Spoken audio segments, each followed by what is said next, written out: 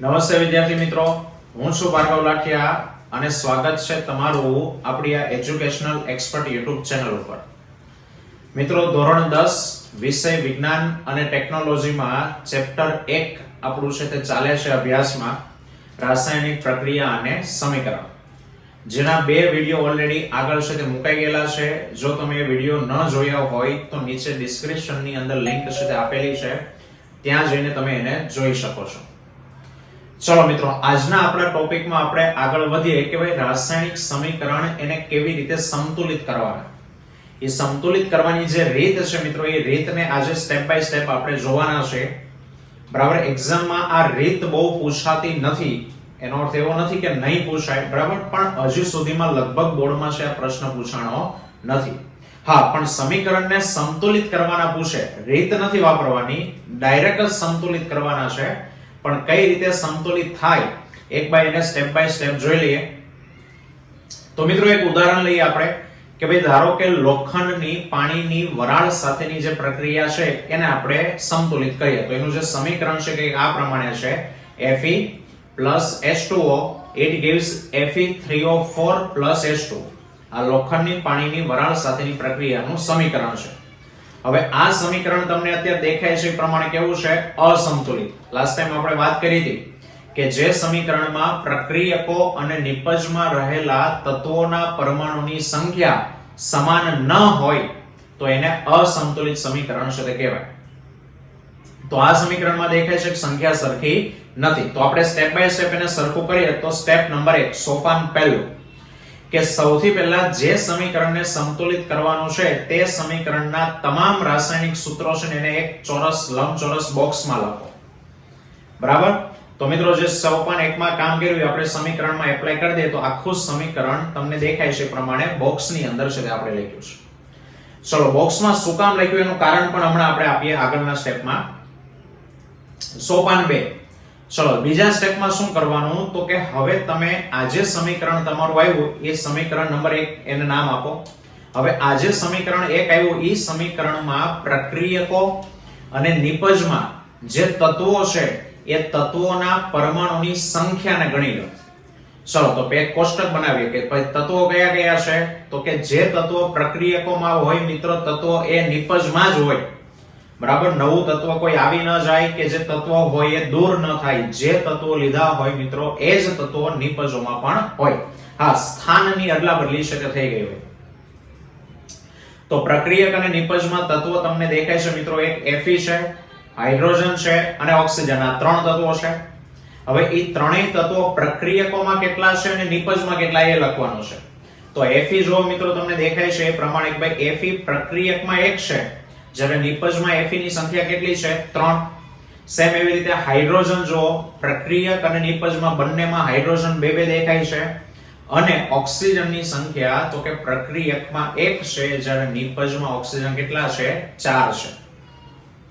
તો અહીંયા આપણને નરી આંખે દેખાય છે કે ભાઈ આ જે સમીકરણ 1 આપણું હતું એ સંતુલિત નથી. ચલો, હવે સોપાન 3 ઉપર આવી કે સ્ટેપ 3 માં શું કરવાનું. તો મિત્રો, આમાં જેની સંખ્યા સૌથી વધુ છે એ તત્વને સૌપ્રથમ પસંદ કરી અને આપણે એને સંતુલિત કરવાની શરૂઆત કરી. સાહેબ, શા માટે સૌથી વધુ વાળું? કોઈ ફિક્સ રૂલ્સ નથી, પરંતુ જેની સંખ્યા વધુ છે એને તમે પહેલા સરખું કરશો તો ઓટોમેટિક પાછળ છેલ્લે જેની સંખ્યા ઓછી હોય ને ક્યારેક ઘણીવાર ઓટોમેટિક સંતુલિત થઈ જતા હોય છે. ચલો, તો આપણા કિસ્સામાં સૌથી વધુ સંખ્યા કોની હતી? ઓક્સિજનની. કેટલા હતા? 4. નિપજની અંદર ઓક્સિજન સૌથી વધુ હતા 4. તો આપણે અહીંયા સૌથી પહેલા ઓક્સિજનને સરખા કરીએ. ચલો, ઓક્સિજનને સરખું કરવા માટે પહેલા એક કોષ્ટક બનાવ્યું છે, તમને દેખાય છે પ્રમાણે કે ભાઈ ઓક્સિજનના પરમાણુ પ્રક્રિયકમાં કેટલા છે, નિપજમાં કેટલા છે, શરૂઆતમાં કેટલા અને સંતુલિત કરવા માટે કેટલા. તો આપણે જોતા જઈએ, લખતા જઈએ ભાઈ ઓક્સિજનના પરમાણુ શરૂઆત એટલે કે બેલેન્સ કર્યા પહેલા, સમીકરણને સંતુલિત કર્યા પહેલા પ્રક્રિયકમાં કેટલા છે તો કે 1 છે, અને ઓક્સિજનના પરમાણુ શરૂઆતમાં એટલે કે સંતુલિત કર્યા પહેલા નિપજની અંદર કેટલા છે તો કે 4 છે. હવે સંતુલિત કરવા માટે મિત્રો જો તો ઓક્સિજનના પરમાણુ પ્રક્રિયકમાં 1 છે, નિપજમાં કેટલા છે? 4. તો જેની સંખ્યા વધુ હોય એ ઓછું ન થાય, પણ જેની સંખ્યા ઓછી હોય એને આપણે વધારી શકીએ ગુણાકાર કરીને, બરાબર. તો 4 નિપજની અંદર છે તો પ્રક્રિયકમાં કેટલા કરવાના થાય? 4 કરવાના થાય. તો પ્રક્રિયકમાં શું કરીએ તો ત્યાં 4 થઈ જાય. તો મિત્રો 1 છે એને 4 વડે ગુણાકાર કરીએ તો ઓક્સિજનના પરમાણુ સંતુલિત કરવા માટે પ્રક્રિયકમાં જ્યાં 1 લખ્યો છે ત્યાં એને 4 વડે ગુણીએ, બરાબર. એટલે નિપજમાં 4 થઈ ગયા, પ્રક્રિયકમાં 4 થઈ ગયા. ઓકે, હવે જે કોષ્ટકમાં કામ કર્યું એને સમીકરણ 1 માં એપ્લાય કરીએ. તો સમીકરણ 1 જે લખ્યું તો પહેલા આખું લખી દેવાનું. ભાઈ Fe + H2O it gives Fe2O3 + H2O sorry H2. હવે એની અંદર જે આપણે કામ કર્યું એમાં એપ્લાય કરો તો આપણે શું કર્યું કે પ્રક્રિયકની અંદર ઓક્સિજનના પરમાણુ જ્યાં હતા ત્યાં આપણે કેટલા વડે ગુણ્યા? 4 વડે ગુણ્યા. તો પ્રક્રિયકમાં Fe ક્યાં, પ્રક્રિયકની અંદર ઓક્સિજન ક્યાં છે તો કે H2O માં છે. તો એની આગળ 4 મૂકવાના.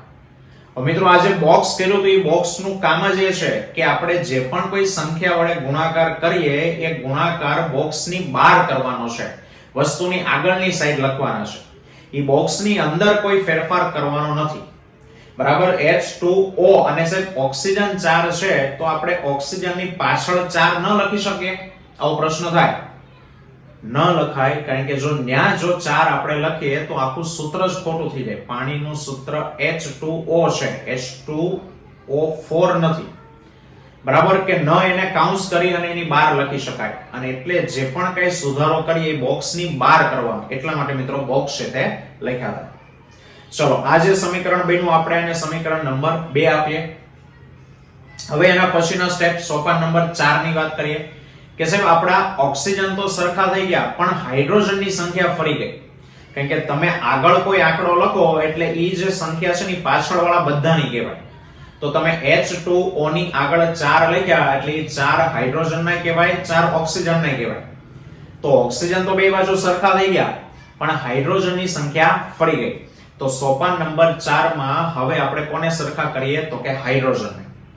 ચલો, તો હાઇડ્રોજનને સરખા કરવા માટે ફરી પાછું પહેલા જેવું કોષ્ટક. આ વખતે હાઇડ્રોજનના પરમાણુ પ્રક્રિયકમાં, નિપજમાં સંતુલિત કરવા માટે અને શરૂઆતમાં. ચલો, તો હાઇડ્રોજનના પરમાણુ શરૂઆતમાં કેટલા છે? તો મિત્રો હવે આગળના સોપાનમાં જે સમીકરણ આવ્યું ને એને ધ્યાનમાં લેવાનું. તો આગળના સોપાનમાં આપણે જોઈએ તો હાઇડ્રોજન કેટલા છે તો કે 8 છે.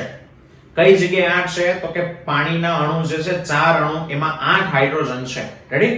અને નિપજમાં હાઇડ્રોજન કેટલા છે મિત્રો તો કે 2 છે. ચલો, નિપજમાં 2 છે, પ્રક્રિયકમાં 4 છે. તો સંતુલિત કરવા માટે બોલો ક્યાં છે તે લખવું પડે. સરસ, વેરી ગુડ.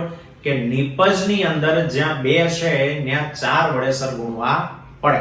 કે ત્યાં 4 વડે જો આપણે ગુણાકાર કરી નાખીએ એટલે 4 દુ 8, એટલે નિપજમાં પણ 8 થઈ ગયા અને પ્રક્રિયકમાં પણ કેટલા થઈ ગયા 8. રેડી?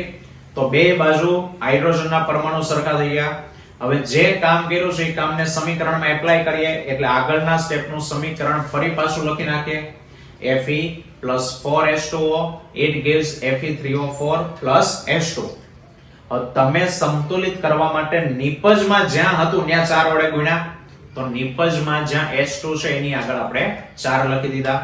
બરાબર? ચલો, એને સમીકરણ નંબર 3 નામ આપી દઈએ. હવે સાહેબ 3 તત્વો હતા, 3 માંથી 2 સંતુલિત થઈ ગયા. તો એક જ તત્વ બાકી વધ્યું. કોણ? તો કે Fe. હવે એના માટે કોષ્ટક બનાવો તોય ભલે, ન બનાવો તોય કાઈ નહીં. નરી આંખે દેખાય છે કે સાહેબ પ્રક્રિયકની અંદર Fe છે તે કેટલા છે 1 અને નિપજમાં Fe કેટલા છે તો કે 3 છે. તો બે બાજુ સરખા કરવા માટે શું કરવું પડે તો કે પ્રક્રિયકની અંદર જે સ્થાને Fe 1 છે એને કેટલા વડે ગુણવા પડે? 3 વડે ગુણવા પડે. ચલો, તો ગુણી નાખીએ તો આપણું સમીકરણ 9 એવું થાય કે 3Fe plus 4H2O it gives Fe3O4 plus 4H2. સમીકરણ નંબર 4. રેડી? મિત્રો ત્રણેય તત્વો છે તે સરખા થઈ ગયા. ચલો, હવે નેક્સ્ટ સોપાન નંબર 6. એમાં શું કરવાનું તો કે મિત્રો સોપાન 6 માં તમે જે સમીકરણ સ્ટેપ 5 માં મળ્યું એના બોક્સને દૂર કરો અને બોક્સ દૂર કર્યા પછી ફરી પાછી એકવાર ખાતરી કરી લો, ખરાઈ કરી લો કે ભાઈ તત્વો સરખા થઈ ગયા છે કે નહીં. તો બોક્સને દૂર કરીને સમીકરણ પાછું લખી નાખીએ અને પાછું ચેક કરી લ્યો. જો Fe પ્રક્રિયકમાં 3 છે, નિપજમાં 3 છે, બરાબર. પછી ઓક્સિજન નિપજની અંદર 4 છે, પ્રક્રિયકમાં 4 છે, અને હાઇડ્રોજન પ્રક્રિયકમાં 8 છે, નિપજમાં પણ કેટલા છે? 8. ચલો, આપણું સમીકરણ છે તે સંતુલિત થઈ ગયું. પણ મિત્રો આપણો પ્રશ્ન હજી અહીંયા પૂરો નથી થયો. બરાબર. કેમ પ્રશ્ન પૂરો નથી થયો? તો કે સમીકરણ તો આપણે સાચું કરી નાખ્યું, બે બાજુ સંખ્યા સરખી કરી નાખી, પણ મિત્રો રાસાયણિક સમીકરણ ઉપરથી કોઈ પણ પ્રક્રિયાની તમામ માહિતી આપણને ખબર પડવી જોઈએ. હવે અહીંયા સમીકરણમાં કયો પદાર્થ ઘન છે, પ્રવાહી છે, વાયુ છે એ આપણને ખબર નથી પડતી. અને એટલે સોપાન નંબર 7 કે સાહેબ જ્યારે કોઈ પ્રક્રિયા થતી હોય ત્યારે એનું જે સમીકરણ છે એ સમીકરણમાં પદાર્થની અવસ્થાઓ લખવી પડે. હવે જો પદાર્થ ઘન હોય તો એને સોલિડ કહેવાય, તો કૌંસમાં S લખવાનો થાય. જો પદાર્થ પ્રવાહી હોય તો લિક્વિડ એટલે L લખાય. જો વાયુ હોય તો ગેસ એટલે G લખવાનો હોય. અને ધારો કે કોઈ પદાર્થ ઘન છે પણ એને પાણીમાં ઓગાળીને તમે એનું દ્રાવણ બનાવો છો તો દ્રાવણને કહેવાય એક્વિયસ એટલે AQ છે તે લખવાનું. તો આપણા આ સમીકરણની અંદર એ એપ્લાય કરીએ તો લોખંડ કેવું કહેવાય? ઘન. તો FeS આવે સોલિડ. કૌંસમાં બાજુમાં નાના અક્ષરે લખવાનું. પ્લસ 4H2O હતા, બરાબર. તો પાણી કેવું છે? પ્રવાહી એટલે લિક્વિડ લખવાનું L. ત્યારબાદ એમાંથી શું ઉત્પન્ન થયું? તો કે આયન ઓક્સાઇડ Fe3O4, તો એ સોલિડ છે એટલે S લખવાનું. અને હાઇડ્રોજન શું છે મિત્રો? તો કે વાયુ, તો એની બાજુમાં લખવાનું ગેસ. તો આ આપણું આખું સમીકરણ છે તે થયું કહેવાય, બરાબર. અને હજુ મિત્રો એક વસ્તુ બાકી છે કે ઘણી વખત રાસાયણિક પ્રક્રિયાઓ જ્યારે થતી હોય ત્યારે એમાં કોઈ પરિસ્થિતિ રિક્વાયર હોય કે ભાઈ ચોક્કસ તાપમાને ગરમ કરવાનું હોય, કોઈ જગ્યાએ દબાણ આપવાનું હોય. તો આવી જે પરિસ્થિતિઓ હોય ને એને પણ સમીકરણમાં તીરની ઉપર કે નીચે લખવી પડે. ઉદ્દીપક હોય. હવે આ ઉદ્દીપક કોને કહેવાય? તો કે ઉદ્દીપક એટલે એવા પદાર્થ કે જે પ્રક્રિયામાં ભાગ ન લે પણ પ્રક્રિયાને ઝડપી બનાવે, એની સ્પીડ વધારી દે, એને ઉદ્દીપક કહેવાય. તો મિત્રો બે ઉદાહરણ તમને અહીંયા આપ્યા છે કે ભાઈ કાર્બન મોનોક્સાઇડ વાયુ એની પ્રક્રિયા હાઇડ્રોજન સાથે કરો પણ એ પ્રક્રિયા એમનેમ ન થાય. જે પરિસ્થિતિ શું જરૂરી છે? તો કે 340 વાતાવરણ દબાણ આપવું પડે મિત્રો. આટલું દબાણ આપો ત્યારે બંને વચ્ચે પ્રક્રિયા થઈ અને મિથેનોલ બને CH3OH. અને બીજું પ્રકાશ સંશ્લેષણનું સમીકરણ તમે જાણો છો કે ભાઈ 6CO2 12H2O, પણ પ્રક્રિયા થવા માટે વસ્તુ જરૂરી છે સૂર્યપ્રકાશ અને ક્લોરોફિલ. તો સૂર્યપ્રકાશ ક્લોરોફિલ લખવું પડે અને પછી C6H12O6 એટલે ગ્લુકોઝ બને, 6O2 એટલે ઓક્સિજન છૂટવો પડે અને 6H2O એટલે પાણી છે તે છૂટવું પડે. તો મિત્રો રાસાયણિક સમીકરણને સંતુલિત કરવાની આ જે સ્ટેપ બાય સ્ટેપની જે રીત હતી આને કહેવામાં આવે છે હીટ એન્ડ ટ્રાયલ પદ્ધતિ.